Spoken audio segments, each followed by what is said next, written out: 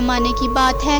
राजस्थान के एक सदियों पुराने महल में एक बंद दरवाजे के पीछे एक वीरान हिस्सा था, जिसके बारे में कहा जाता था कि वहाँ मंजोलिका की रूह भटकती है। मंजोलिका बंगाल की एक रक्षा थी जिसे मोहब्बत हो गई थी महल के शहजादे से, मगर शहजादे ने किसी और से शादी कर ली।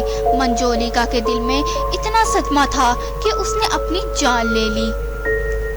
कुछ लोगों का कहना था कि उसकी रूह महल के बंद हिस्से में घूमती है, शहजादे के खून का इंतकाम लेने के लिए। एक शाम अर्जुन नामनी एक लड़के ने इन खबरों को नज़रअंदाज करते हुए उस खतरनाक हिस्से को दरियाफ्त करने की ठान ली।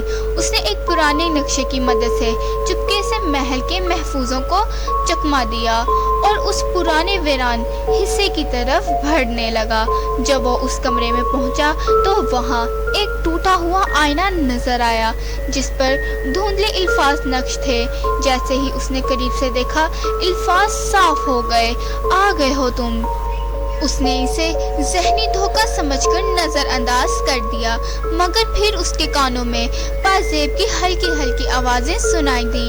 वो मुड़ा तो उसने एक साए को देखा, लंबे बाल और आंखों में गुस्से की चमक के साथ। वो साया उसकी तरफ बढ़ रहा था। उसके कदम ज़मीन पे जम गए और साया करीब आकर धीरे से सरगोशी करने लगा। तुम भी मुझे छोड़ दोगे जैसे उसने छोड़ा था मुझे। ये उसकी आखिरी याद थी। अगली सुबह जब मुहाफिजों ने अर्जुन को तलाश किया तो वो जमीन पर पड़ा था। उसका चेहरा खौफ से अकड़ा हुआ था।